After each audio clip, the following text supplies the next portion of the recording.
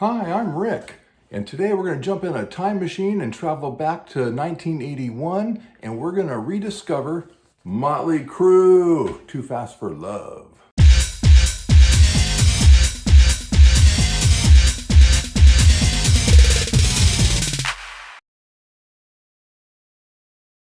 To understand this record, we need to go back to the times of 1981.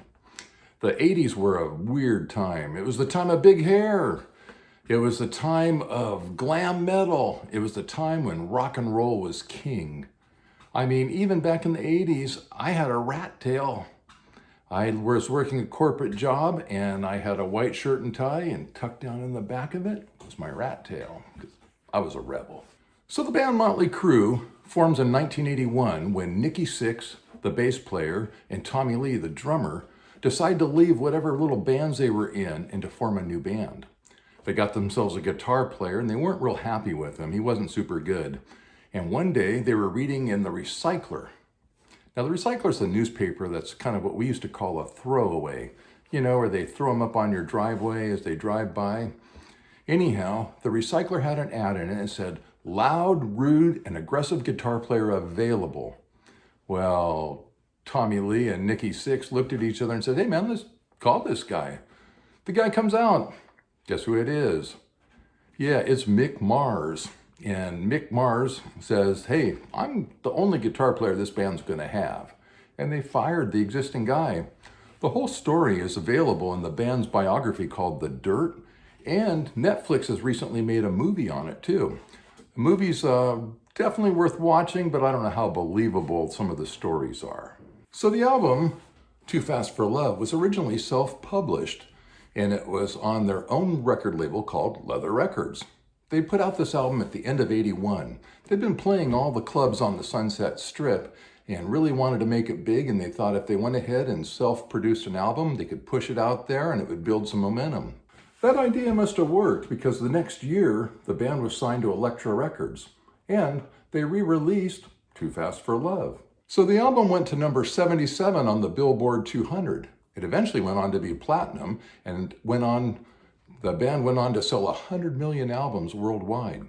7 albums that went platinum or higher. They had 9 top 10 albums, with Dr. Feelgood actually reaching number 1. They had 22 top 40 mainstream rock hits and 6 top 20 pop singles. The band became a huge sensation. In preparing for this review, I was doing some reading, and one of the things I read, one of the reviewers of the album when it came out said, "Mötley Crüe is very enthusiastic, and their enthusiasm makes up for their lack of technical abilities." So it sounds like what I would consider a Rolling Stones review, where the band is enthusiastic, has a couple good singles, and the rest of it's not so good. But that's just one guy's opinion. Let's go ahead and take a look at the record and see what we think. So side 1 starts out with the song Livewire. This is a song that you probably hear a lot on Sirius XM's Hair Nation, or you hear it a lot on your local classic rock radio station. It gets a lot of play. Followed by Come On and Dance, followed by Public Enemy Number 1. Public Enemy Number 1 actually has a lot of good guitar work on it. One of the few songs that does have a lot of good guitar work on it on this album. That song's followed by Merry Go Round, followed by another classic rock radio staple, Take Me to the Top. We flip the album over and start out in side 2, where it starts out with Piece of Your Action. This is one of my favorite songs on the album. It's a good hard rock and roll song. You hear Vince Neil growling a little bit. It's also a staple on classic rock radio and on the Hair Nation channel of Sirius XM. That song is followed by Starry Eyes, followed by the title song, Too Fast for Love, and finishes with On With the Show. Both of those last two get some pretty good airplay also. So a lot of the songs on this album get a lot of airplay. Are they great guitar-driven riffs? Nah. Is it a lot of power chords and a lot of attitude?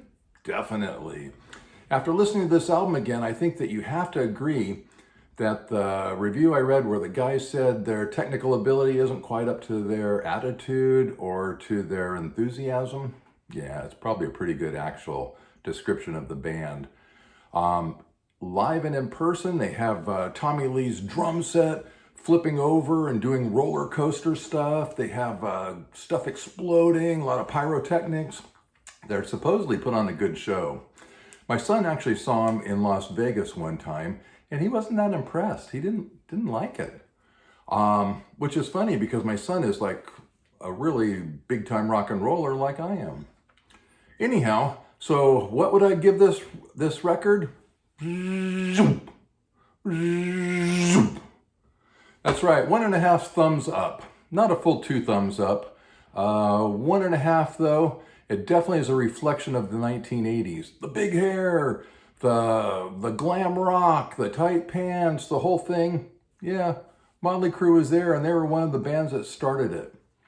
There are not a lot of guitar riffs. There's a lot of power chords, and it's still a fun record to turn up really loud. If you turn it up really loud, you may flash back to the 1980s, and who knows where that'll lead you. So if you like my reviews, please give me a 2 thumbs up, or actually click on the thumbs for the like button. Also, I'm really trying to build my subscriber base, so please help me out and hit the subscribe button. That would be greatly appreciated. Comments? Don't agree with what I think? You want to tell me about the time you saw Mötley Crüe and how good they were?